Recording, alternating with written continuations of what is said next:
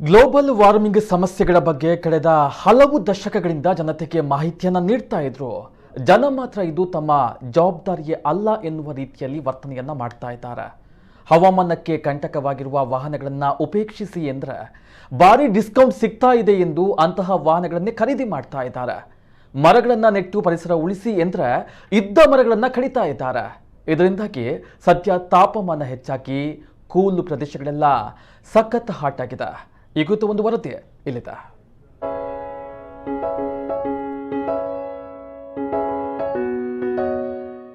Global ವಾರ್ಮಿಂಗ್ನ ಪರಿಣಾಮ ಕೇವಲ ನಗರ ಪ್ರದೇಶಗಳಲ್ಲಿ ವಾಸ ಮಾಡ್ತಿರುವವರಿಗೆ ಹೆಚ್ಚಾಗಿ ತಟ್ಟುತ್ತೆ ಅನ್ನೋದು ಸಾಮಾನ್ಯವಾಗಿತ್ತು.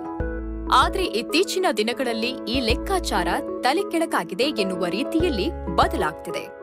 ನಗರ ಪ್ರದೇಶಗಳಿಗಿಂತ ಇಂದು ಗ್ರಾಮೀಣ ಪ್ರದೇಶಗಳಲ್ಲೇ ಹೆಚ್ಚಿನ ಉಷ್ಣತೆ ಕಂಡು ಬರ್ತಿದ್ದು, ದಕ್ಷಿಣ ಕನ್ನಡ ಜಿಲ್ಲೆಯನ್ನೇ ಇದಕ್ಕೆ ಉದಾಹರಣೆಯಾಗಿ ಕೊಡಬಹುದೇನೋ. ಜಿಲ್ಲೆಯ ಕೂಲ್ ಪ್ರದೇಶಗಳೆಂದೇ ಕರೆಯಲ್ಪಡ್ತಿದ್ದ ಬೆಳ್ತಂಗಡಿ, ಪುತ್ತೂರು ಹಾಗೂ ಸುಳ್ಯ ತಾಲೂಕುಗಳು ಇತ್ತೀಚಿನ ದಿನಗಳಲ್ಲಿ ಉಷ್ಣ ಹವೆಯನ್ನ ಹೊರಸೂಸ್ತಿದೆ.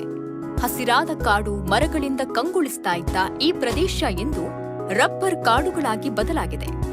ಒಂದೆಡೆ ರಬ್ಬರ್ ಮರಗಳ ಉಷ್ಣತೆ, ಇನ್ನೊಂದೆಡೆ ಬದಲಾದ ಜೀವನ ಶೈಲಿಯಿಂದಾಗಿ ಐಷಾರಾಮಿ ವಸ್ತುಗಳು ಹೆಚ್ಚಾಗಿ ಉಪಯೋಗಿಸಲ್ಪಡ್ತಾ ಇರೋದ್ರಿಂದ ವಾತಾವರಣದ ಉಷ್ಣತೆ ಇನ್ನಷ್ಟು ಹೆಚ್ಚಾಗಲು ಕಾರಣವಾಗಿದೆ. ಈ ಪ್ರದೇಶಗಳಲ್ಲಿ ತಾಪಮಾನ ಈಗಾಗಲೇ 40 ಡಿಗ್ರಿ ಸೆಂಟಿಗ್ರೇಡ್ನ ಗಡಿ ದಾಟಿದ್ದು, ಮುಂದಿನ 2 ತಿಂಗಳಿನಲ್ಲಿ ಮಳೆ ಬಾರದೆ ಹೋದಲ್ಲಿ ಇದು 40ರಿಂದ 45ರ ಗಡಿ ದಾಟುವ ಭಯವೂ ಕಾಡ್ತಿದೆ. ನಮ್ಮ ಜಿಲ್ಲೆಯಲ್ಲಿ ಈ ಸಲ ಹಿಂದೆಂದೂ ಕಂಡು ಕೇಳರಿಯದಂಥ ಸೆಕೆಯ ಅನುಭವ ಈ ಭಾಗದಲ್ಲಿ ಈ ವರ್ಷ ಆಗ್ತಾ ಇದೆ. ನಮ್ಮ ಅನೇಕ ಹಿರಿಯರು ಅಥವಾ ಸ್ವಲ್ಪ ಅಸೌಖ್ಯದಿಂದ ಇರುವಂಥವರು ಈ ಸೆಕೆಯನ್ನು ತಾಳಲಿಕ್ಕಾಗದೆ ಅನಾರೋಗ್ಯಕ್ಕೀಡಾಗುವಂಥ ಪರಿಸ್ಥಿತಿ ಕೂಡ ಈ ಸಂದರ್ಭದಲ್ಲಿ ನಿರ್ಮಾಣ ಆಗ್ತಾ ಇದೆ. ಇದಕ್ಕೆಲ್ಲ ಕಾರಣ ನಾವು ಮನುಷ್ಯರು, ನಾವು ಪ್ರಕೃತಿ ಮೇಲೆ ಮಾಡಿದಂಥ ಅನಾಚಾರಗಳು ಈಗ ನಮಗೆ ವಾಪಸ್ ತಿರುಗಿ ಹೊಡಿತಾ ಇದೆ. ಹಾಗಾಗಿ ನಮ್ಮೆಲ್ಲರ ನಾಗರಿಕರ ಪರವಾಗಿ, ಈ ಜನಾಂಗದ ಪರವಾಗಿ ನಾನು ಕೇಳಿಕೊಳ್ಳುವುದೇನಂತ ಹೇಳಿದರೆ, ಇನ್ನು ಮುಂದೆ ಆದರೂ ನಾವು ಪ್ರಕೃತಿಯ ಮೇಲೆ ದೌರ್ಜನ್ಯ ಮಾಡುವುದನ್ನು ಕಡಿಮೆ ಮಾಡಬೇಕು, ಮರಗಳನ್ನು ಕಡಿಯುವಂಥದ್ದು ಕಡಿಮೆ ಮಾಡಬೇಕು. ಹಾಗೆ ಸರ್ಕಾರ ಯೋಜನೆಗಳನ್ನು ಮಾಡುವಾಗ ಕೂಡ ಪ್ರಕೃತಿಗೆ ಅಥವಾ ಪರಿಸರಕ್ಕೆ ಹಾನಿಯಾಗದಂಥ ರೀತಿಯಲ್ಲಿ ಯೋಜನೆಗಳನ್ನು ಮಾಡಿದರೆ ಅತ್ಯುತ್ತಮ ಎನ್ನುವುದು ನನ್ನ ಭಾವನೆ. ಪುತ್ತೂರು, ಸುಳ್ಯ, ಈ ಬೆಳ್ತಂಗಡಿ ಭಾಗ ಯಾವ ರೀತಿ ಅಂತ ಕೇಳಿದರೆ ಒಂದು ಸಾಧಾರಣ ವಾತಾವರಣ ಇರುವಂಥ ಒಂದು ಪ್ರದೇಶ. ಆ ಕಡೆ ಅತಿ ಹೆಚ್ಚು ಸೆಕೆ ಕೂಡ ಅಲ್ಲ, ಅತಿ ಹೆಚ್ಚು ತಂಪು ಅಂತಲ್ಲ. ಆದರೆ ಈ ವರ್ಷ ತಡಿಲಿಕ್ಕಾಗದಂಥ ಸೆಕೆಯ ಅನುಭವ ಆಗ್ತಾ ಇದೆ.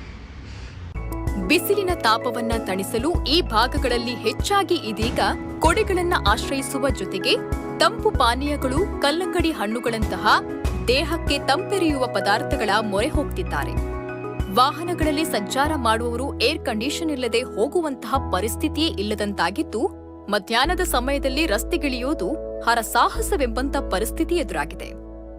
ಜಿಲ್ಲೆಯಲ್ಲಿ ಏರಿಕೆಯಾಗ್ತಾ ಇರುವ ಉಷ್ಣಾಂಶದಿಂದಾಗಿ ಹಲವರು ಪ್ರಜ್ಞೆ ತಪ್ಪಿ ಬಿದ್ದ ಘಟನೆಗಳು ವರದಿಯಾಗಿದ್ದು, ಇದು ಉಷ್ಣತೆಯ ತೀವ್ರತೆಗೆ ಸಾಕ್ಷಿಯೂ ಆಗಿದೆ.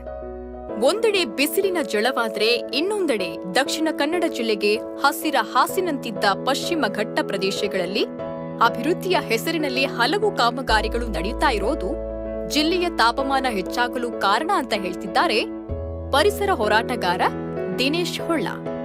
ಎತ್ತಿನಹೊಳೆ ಮೊದಲಾದ ಪರಿಸರ ಮಾರಕ ಯೋಜನೆಗಳ ಪರಿಣಾಮಗಳನ್ನ ದಕ್ಷಿಣ ಕನ್ನಡ ಜಿಲ್ಲೆಯ ಜನ ಎದುರಿಸ್ತಾ ಇದ್ದು, ಮುಂದಿನ ದಿನಗಳಲ್ಲೇ ತಾಪಮಾನ ಇನ್ನಷ್ಟು ಹೆಚ್ಚಾಗುವ ಸಾಧ್ಯತೆಯೂ ಇದೆ. ನಮ್ಮ ಕುಳ್ಳ ನ್ಯೂಸ್ 24/7 ಪುತ್ತೂರು.